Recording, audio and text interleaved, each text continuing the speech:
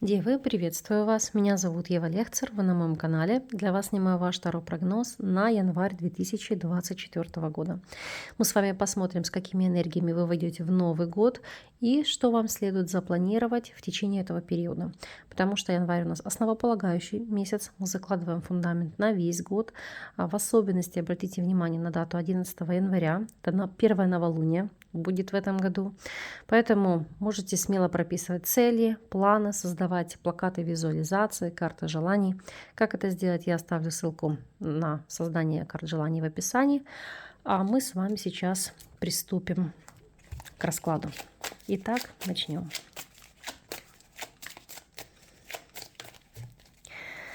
Основные энергии месяца: работа, финансы, здоровье, личная жизнь и рекомендации от карт. Что же у вас здесь? Давайте несколько пододвинем и приступим. Итак, основные энергии месяца у вас ложится аркан Звезда. Это прекрасная карта, потому что она всегда говорит о радости, о надежде, о исполнении каких-либо целей, надежд или ваших желаний, или о постановке планов, целей, задач, которые вы себе сформируете в течение этого периода. Ну и, конечно же, звезда — это быть объектом чего-то внимания, быть в центре внимания, сиять как звезда. Многие из вас могут начинать какие-то интересные или масштабные проекты, посещать светские мероприятия или быть в шумных компаниях, в кругу знакомых или друзей. Поэтому звезда вам сулит быть звездой вечеринки. Посмотрим, в какой нише она для вас отыграется в большей степени. И здесь ложится аркан Император. По Императору, во-первых, это быть чьим-то протеже, помощь и поддержка со стороны знакомых или власть имущих лиц. Помимо всего прочего, это обрести себе помощника, покровителя, причем неважно, мужчина вы или женщина. И еще по этим картам это достичь каких-то целей, исполнения поставленных планов, задач, потому что в совокупности, в связке это дуада карт, она говорит об исполнении мечты. Посмотрим, о чем будут говорить последующие сферы. Итак, вопросы работы. У вас здесь ложится аркан Луна. По Луне это есть изменения в первую очередь или в структуре работы, то есть это могут быть условия труда, это может быть график деятельности, потому что Луна — это, как правило, или сезонная работа, и сезонный бизнес, или может быть изменение структуры того, что вы делаете, как вы делаете, с кем.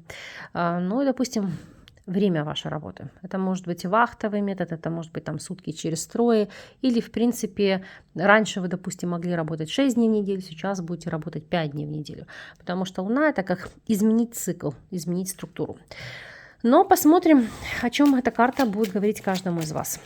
Для тех, кто у нас сейчас не работает и по ряду причин работать не может, паж жезлов говорит о желании искать свою нишу, причем по карте Луна это может быть все, что связано с пищевой промышленностью, потому что Луна у нас отвечает за общепит. Это также вопросы и основы эзотерики, психологии. Это создание каких-либо украшений, потому что иногда Луна указывает как на работу с камнями или работу с жидкостями. То есть, возможно, если вы что-то творите, делаете handmade, то для вас это будет такой продуктивный период и найти свою реализацию. Тем более, что здесь, если смотреть по этим арканам, это создание каких-то уникальных вещей, ручной работы, которые будут пользоваться спросом. Для тех же, кто у нас является соискателем, Луна и шестерка жезлов — это, знаете, карта успеха, потому что в течение месяца обрести работу, причем работу, которая нравится, которая воодушевляет, и где вы напитываетесь силами, напитываетесь ресурсами, так как получаете признание. Если же вы у нас на текущем этапе являетесь наемным сотрудником, то Луна и король жезлов — это заручиться помощью, поддержкой, это получить какую-то, в первую очередь, благодарность со стороны коллектива или руководящего состава. И более того, могут быть цели или планы относительно вашего продвижения. То есть тут ситуация, что вас не только заметили, но и действительно могут продвигать по карьерной службе. Единственное, что по Луне это может не афишироваться, это может скрываться, но, как правило, события дадут о себе знать в течение месяца. Для тех, у кого свое собственное дело, Луна и туз мечей — это желание кардинальным образом что-то изменить. структуру, работу, график. В особенности, если вы работали по ряду причин, может быть, нелегально. Не могу сказать, что там из-под полы, но здесь желание легализовать свою деятельность и работать уже открыто, официально и, так сказать, не боясь. Смотрим, о чем здесь будет речь относительно финансовой стороны вопроса. У нас здесь ложится принцесса мечей или паж мечей. Аркан, который говорит по ситуации о том, что вы будете анализировать ваши доходы, ваши расходы, куда идет в большей степени утечка денег, как можно минимизировать эти траты и где можно сделать так, чтобы вы больше зарабатывали. То есть поиск дополнительных источников заработка. Но если мы посмотрим в целом, будете ли вы довольны своим финансовым положением, четверка мечей говорит о том, что на все ваши базовые потребности вам здесь будет достаточно, но ожидать какого-то мега огромного притока денег в течение этого периода не приходится. Смотрим вопросы состояния здоровья. У нас здесь ложится король чаш. Король чаш в большей степени у нас отвечает за нашу психоэмоциональную составляющую, а также за вопросы работы поджелудочной железы. Поэтому если у кого-то есть с этими моментами по здоровью проблемы, обратите на это особое внимание и, так сказать, подлечитесь или проведите какие-то профилактические работы, предпримите какие-то меры. Помимо всего прочего, король чаш делает акцент на том, что вам нужно концентрироваться на позитиве, на положительном решении каких-либо вопросов, ситуаций. И если того требует ситуация, у каждого же по-разному, то возможно идти в терапию с психологом, потому что здесь в первую очередь убрать стрессовые факторы, и ощущать себя комфортно. Личная жизнь. По личной жизни здесь ложится двойка жезлов. Это поиск выбора, поиск альтернативы и выбор нового пути. Посмотрим, о чем конкретно здесь идет речь.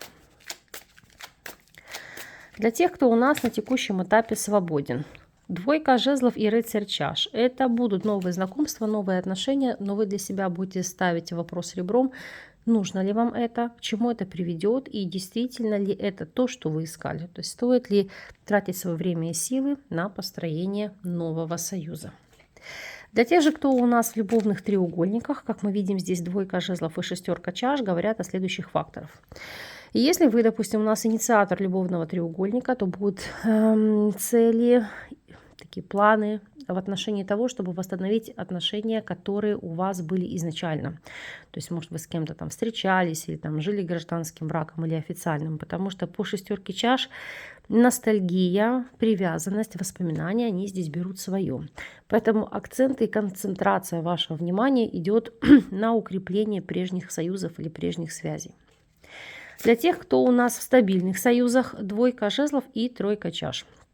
Я сейчас специально уточню этот аркан, чтобы мы поняли, о чем здесь идет речь. Здесь не идет акцент на загулы или любовные треугольники. Здесь в большей степени речь идет о том, что негативным образом могут сказываться на ваших отношениях влияние ваших друзей или знакомых. Когда все ваше внимание будет сконцентрировано на них, их задачах, их вопросах, и вас просто может не хватать на вашего партнера или партнершу. То есть это может в негативном ключе отразиться на вашем союзе. Поэтому взвешивайте здесь все за и против и, так сказать, не перегибайте палку, иначе сами себе навредите. На совет и рекомендации у нас ложится здесь королева жезлов. Это аркан, который говорит и рекомендует вам прислушиваться к советам или к, может быть, пожеланиям или принимать помощь со стороны женщины огненной стихии, Овен, Лев или Стрелец. Но и в целом, если мы будем смотреть как на характеристику месяца, ситуации, то это карта амбиций. И это ставить перед собой более высокие задачи, поднимать жизненную планку, и как следствие идти на пролом в плане достижения каких-то целей. Поэтому, анализируя весь месяц, мы видим, что наиболее значимой для вас является сфера работы. И в целом, повторюсь, как целеполагание.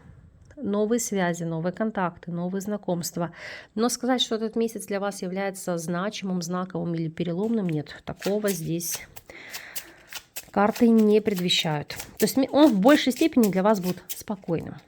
Посмотрим на неожиданность периода. У нас здесь ложится гора, коса и карта букет. И дно колоды аркан ребенок. По этим картам это как скосить или убрать какие-то препятствия, проблемы, блоки. Потому что, как вы видите, достижение цели и результата. благая весть, неожиданный сюрприз или легкое решение какой-то проблемной ситуации.